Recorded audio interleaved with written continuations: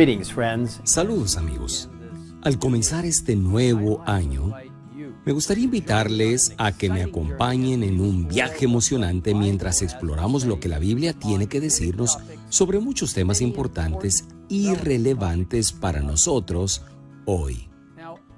Como ustedes sabrán, los adventistas del séptimo día basamos todas nuestras creencias en la Biblia y solo en la Biblia.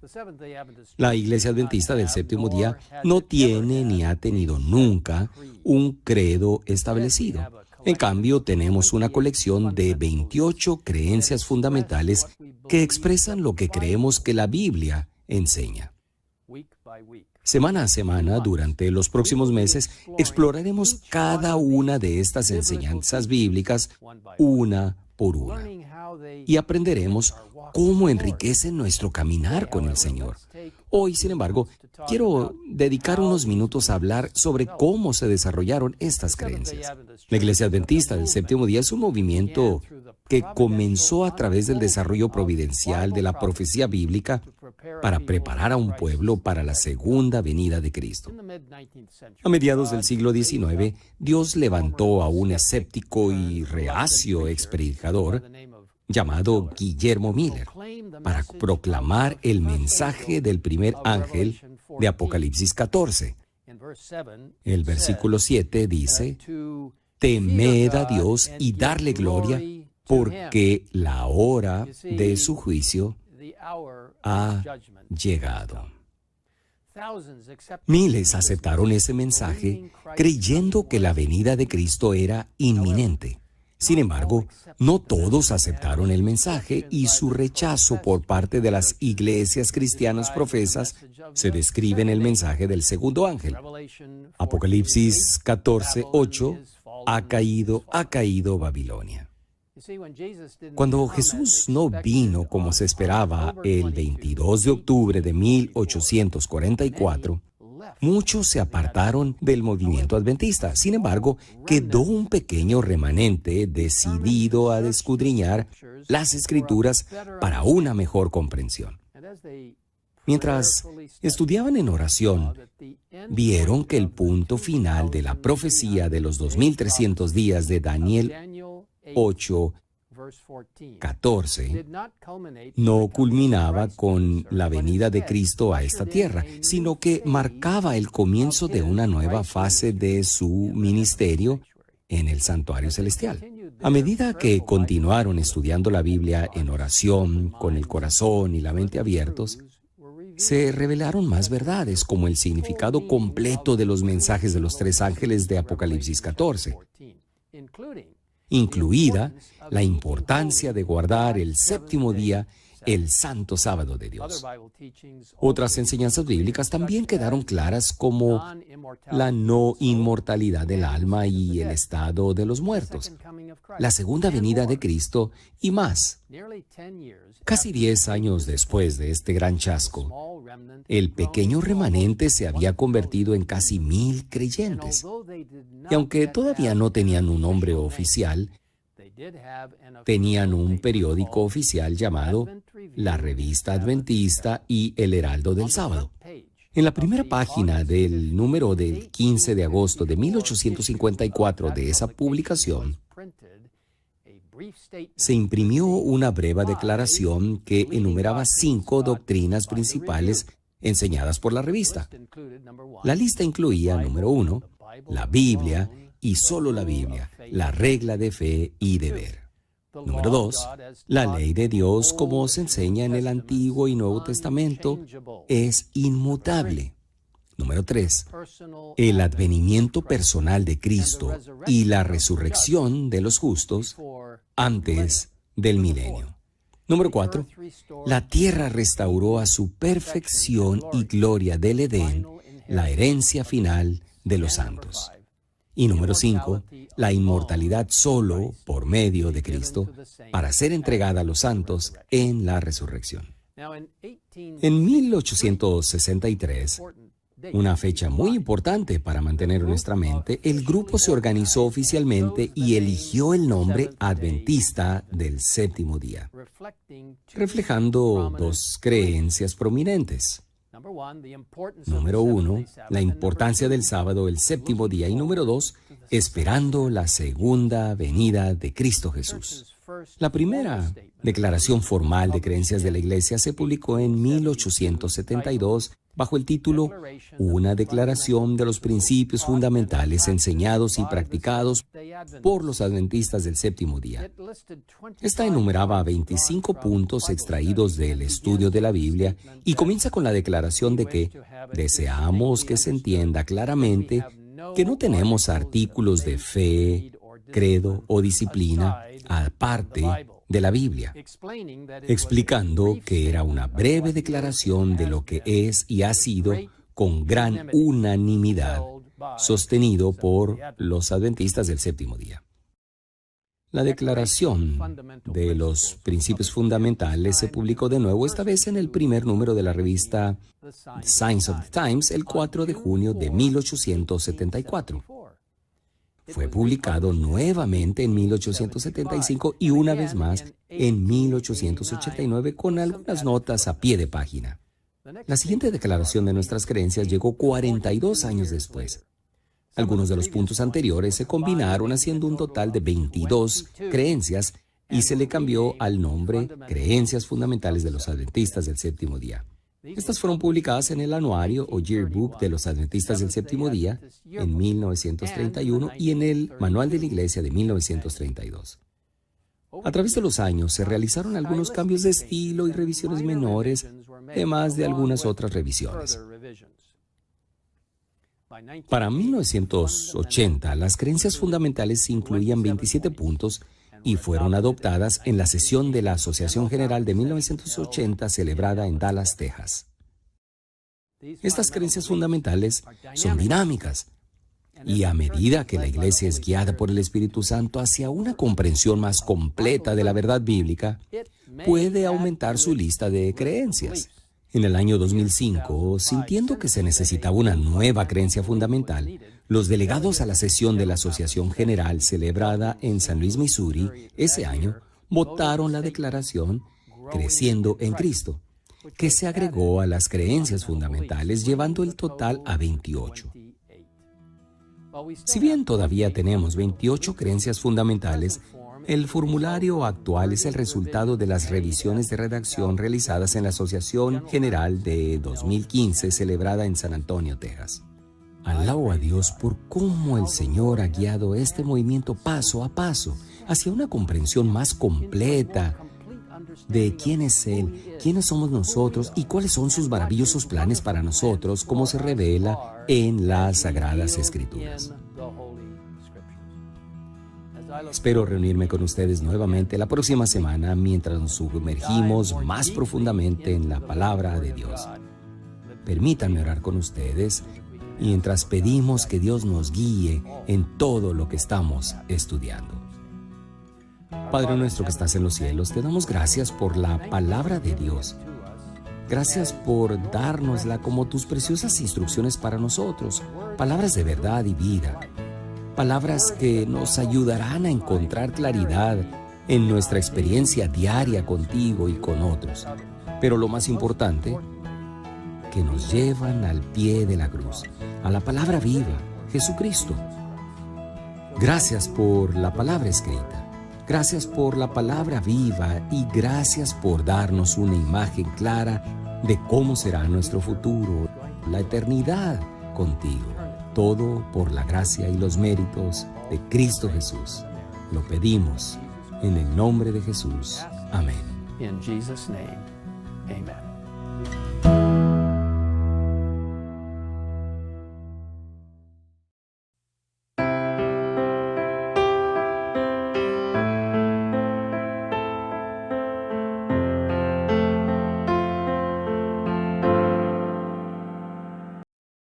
Usted escucha la lectura del libro, La mano de Dios al timón, en su primera edición de 1986, por Enoch de Oliveira, la historia denominacional de los comienzos de la Iglesia Adventista del Séptimo Día hasta la época de 1985. Primera parte, capítulo 1. Y la tierra ayudó a la mujer. Pero la tierra ayudó a la mujer, pues la tierra abrió su boca y tragó el río que el dragón había echado de su boca. Apocalipsis 12, 16. Sucedió el 14 de febrero de 1556. La catedral de Oxford, en Inglaterra, bullía de sacerdotes y prelados. Entre ellos se destacaba la serena figura de Thomas Cranmer, respetado arzobispo de Canterbury, primado de Inglaterra, pronto a ser degradado de su elevada investidura eclesiástica. Una nerviosa expectativa dominaba a los religiosos reunidos en aquel histórico encuentro. La insólita ceremonia se inició cuando los representantes papales vistieron al arzobispo con una réplica barata de los hábitos episcopales, con sus coloridos ornamentos y dignidades eclesiásticas. El ritual fue solemne e impresionante. Las insignias y los símbolos le fueron arrancados uno tras otro en una ceremonia cargada de dramatismo y emoción. También le quitaron la vestidura talar y el manto litúrgico. Su cabeza, aunque pronunciadamente calva, fue afeitada. El óleo de la unción fue simbólicamente retirado de sus manos.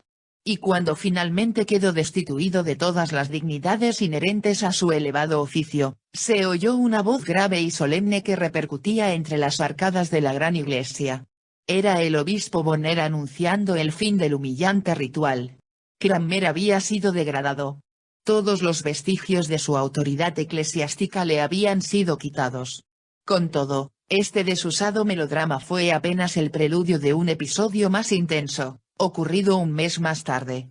Sometido autoritariamente a una cruel tortura mental, Cranmer firmó sin convicción, un documento en el cual confesaba sus herejías y se retractaba de sus desvíos teológicos.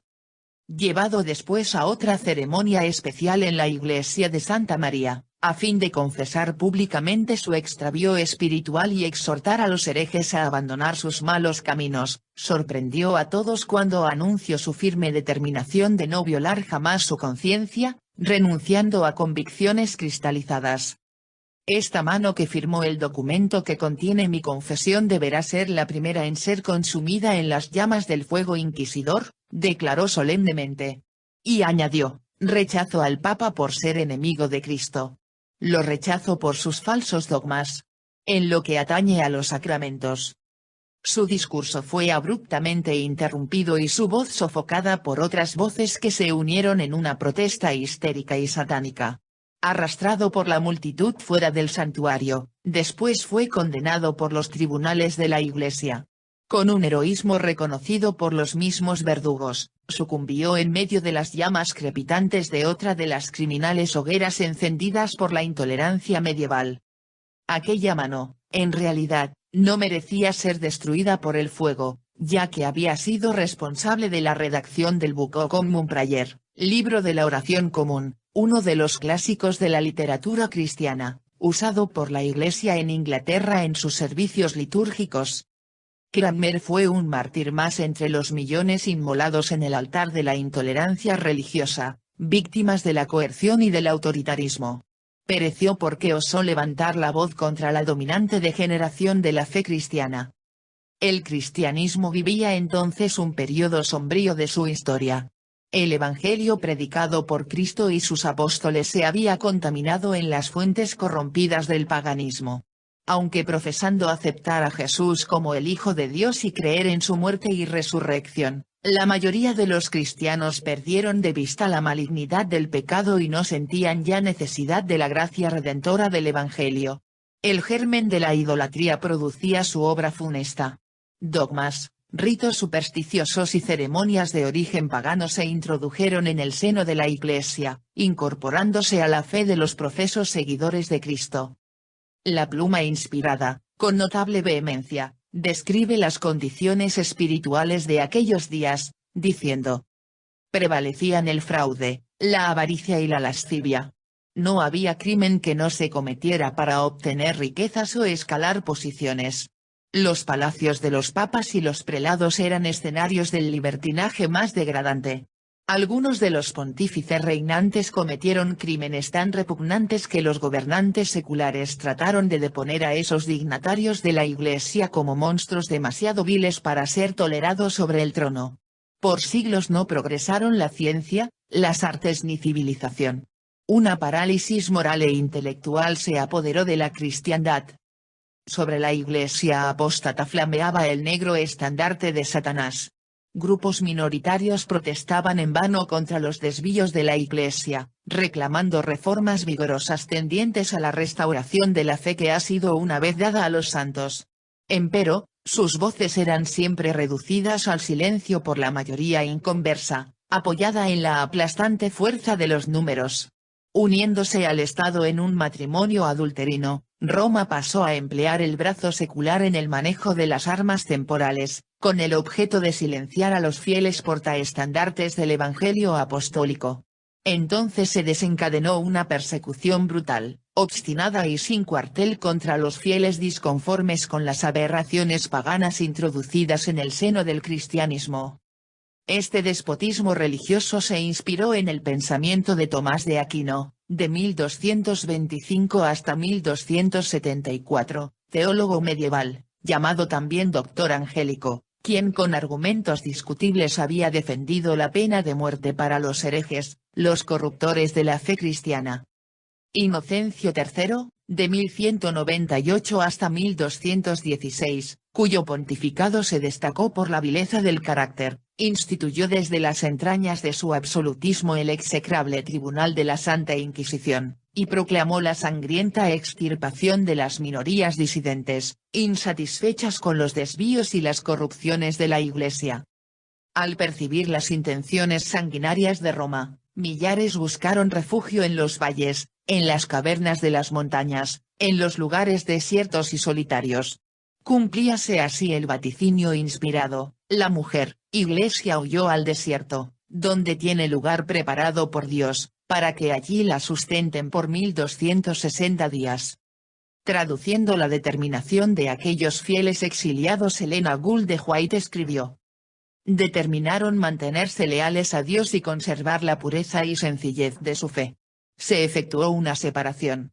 Los que permanecieron firmes en la antigua fe se retiraron, algunos, abandonando sus tierras de los Alpes, alzaron el pendón de la verdad en países extraños, otros se refugiaron en los valles solitarios y en los baluartes peñascosos de las montañas, y allí conservaron su libertad para adorar a Dios. Procurando mantener la unidad de la fe, Inocencio III decretó el exterminio de los albigenses, que insistían en un culto espiritual, sin el uso de crucifijos. Como resultado fueron destruidas, en el sur de Francia, ciudades enteras y sus habitantes pasados a espada.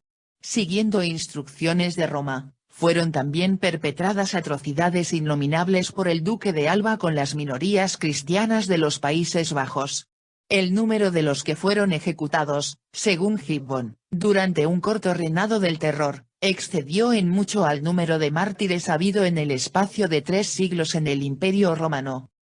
Las barbaridades cometidas entre el saqueo y las ruinas de las ciudades hambrientas y abrasadas, casi va más allá de lo que se puede creer. Las criaturas eran arrancadas de los vientres de los cuerpos vivos de las madres, mujeres y niños eran violados por miles, y poblaciones enteras eran quemadas y arrasadas por los soldados, por todos los medios que podía imaginar la crueldad en su ingenio diabólico.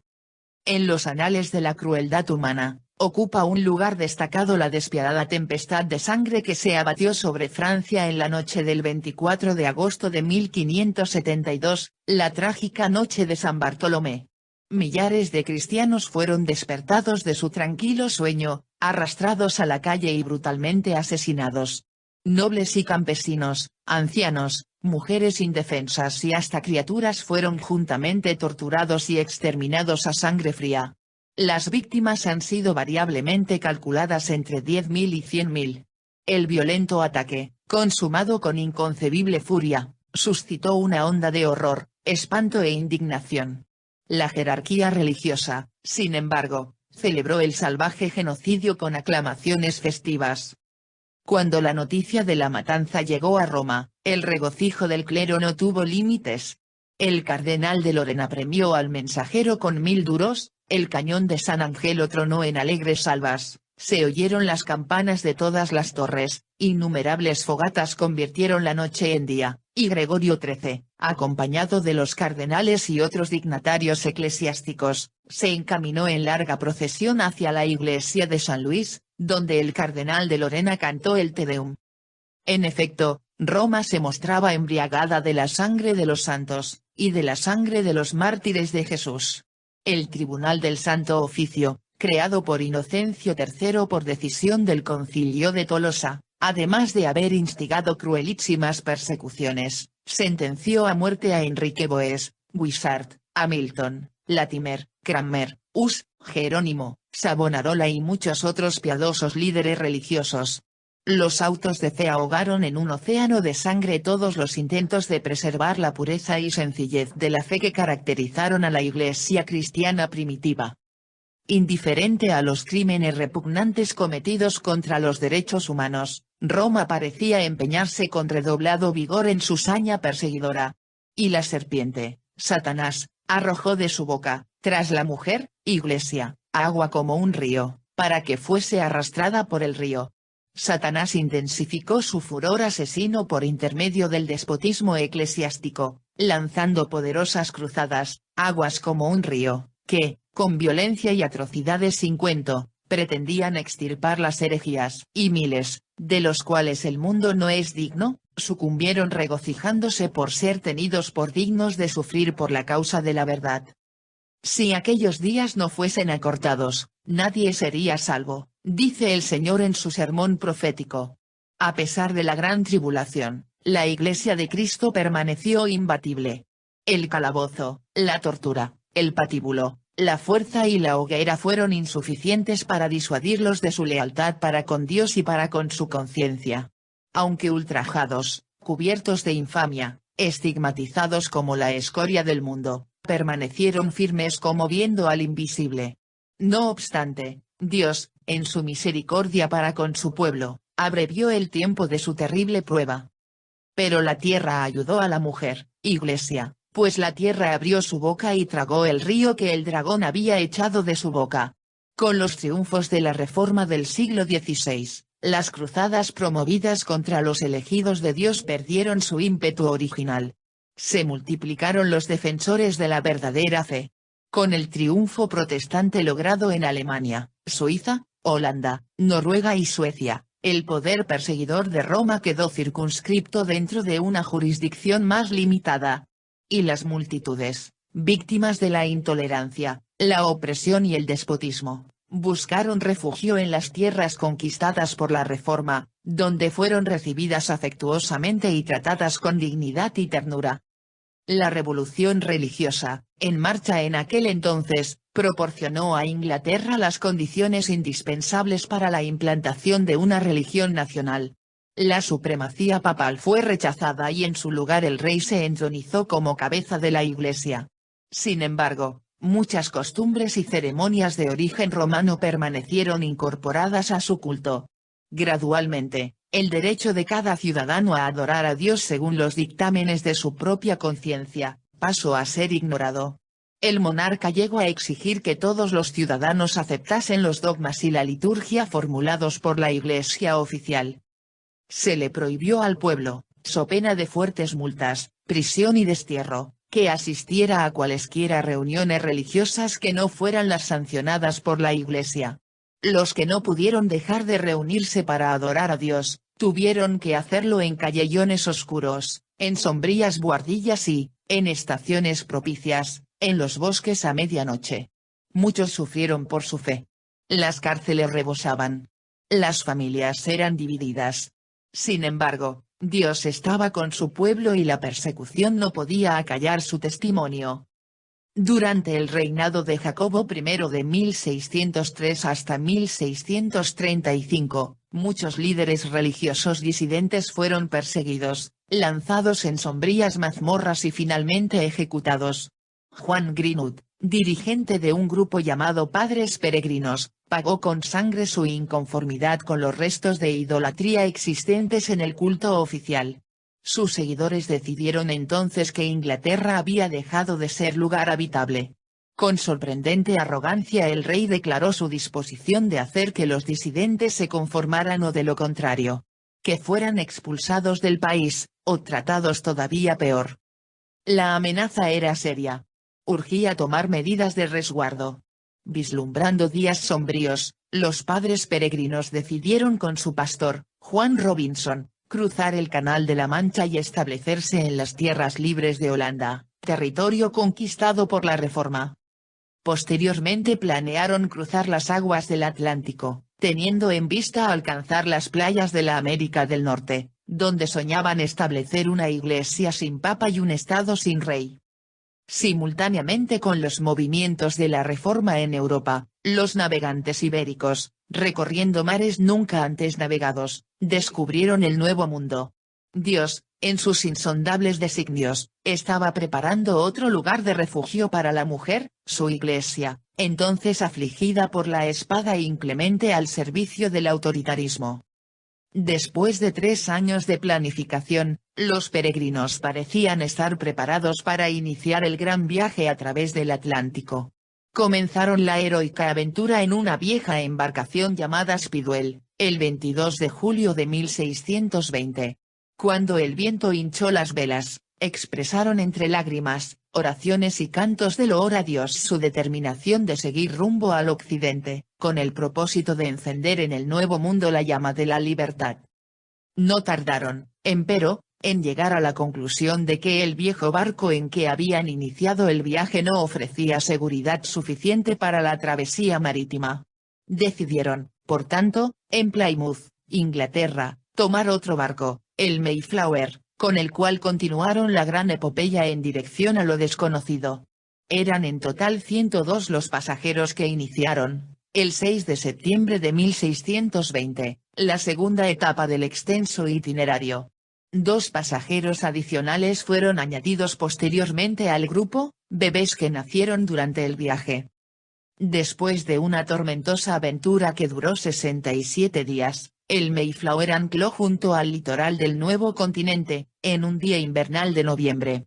Antes de desembarcar con sus Biblias, himnarios, ropas y los pocos objetos de uso personal, firmaron un documento histórico, el Pacto del Mayflower, reconocido posteriormente como auténtica Carta Magna de la Libertad, una extraordinaria declaración de principios que preparó el camino para la implantación de los ideales democráticos, basados en la separación del Estado y la Iglesia. El desembarco ocurrió en el inicio de un riguroso invierno, con sus inclementes tempestades de nieve. El largo periodo vivido a bordo de una pequeña embarcación los dejó, durante la estación invernal, físicamente debilitados y susceptibles a la neumonía, tan común en aquellos días. Como resultado, de los 104 peregrinos, 54 murieron durante el primer año. Las mujeres fueron las que más sufrieron. Solamente 5, entre las 18 esposas, lograron sobrevivir. Hubo momentos en que apenas 7 colonos mostraron estar físicamente en condiciones de cuidar de los demás enfermos. Con el advenimiento de la primavera, las perspectivas se tornaron más brillantes. Pudieron entonces dedicarse a la caza, la pesca y la recolección de frutas silvestres.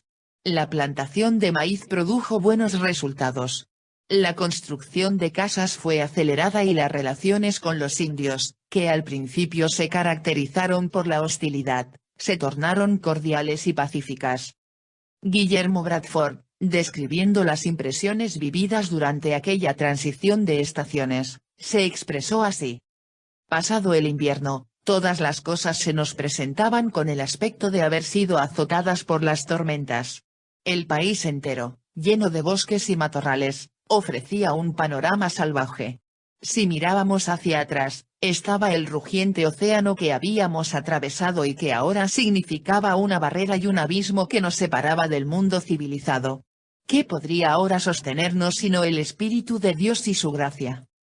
A pesar de las enormes y conmovedoras pérdidas sufridas, aquellos bravos peregrinos celebraron al finalizar el primer año en las tierras libres de América, un culto de acción de gracias a Dios por el privilegio de adorarlo según los dictámenes de su conciencia, sin aprensiones ni temores.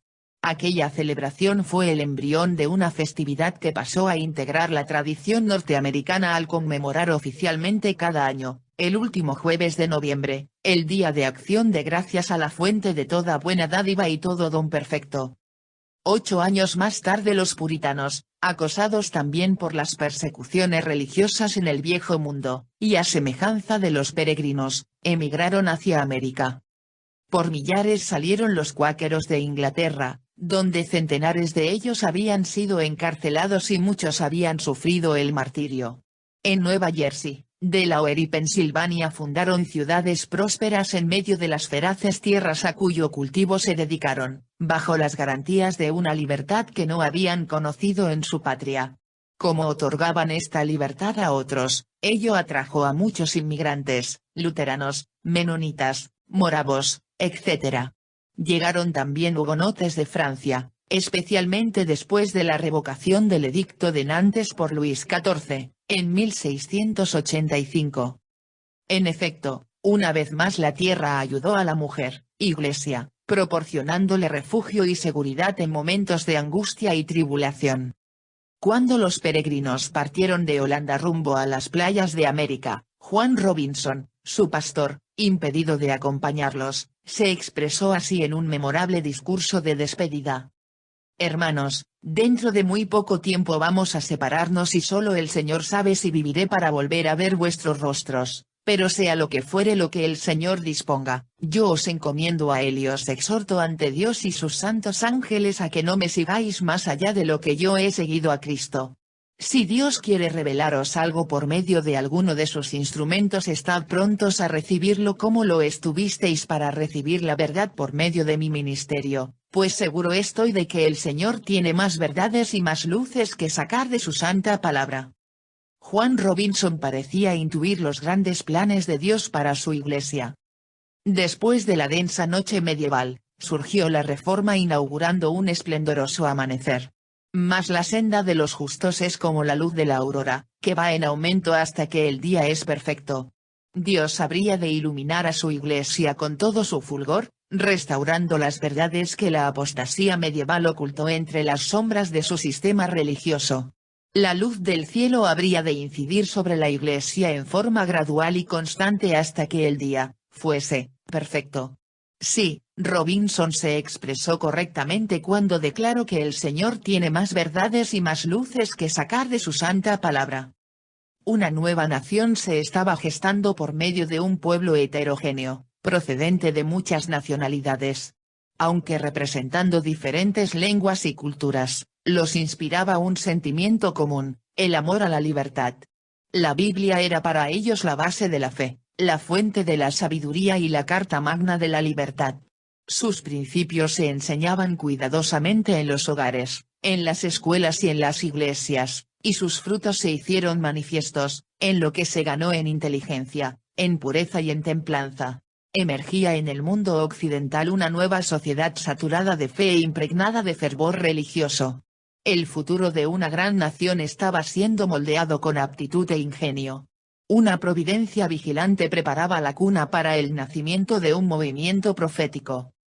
Transcurrieron varias décadas, y entre los descendientes de los colonizadores de América, forjadores de una nueva nacionalidad, ocurrió un extraordinario reavivamiento de interés en torno de las profecías de Daniel y Apocalipsis. El estudio de estos dos libros reencendió la llama de la fe en el segundo advenimiento de Cristo. Como resultado del estudio directo de las profecías, centenares de clérigos y millares de fieles fueron sacudidos por la convicción de que Cristo estaba pronto a manifestarse en poder y gran gloria.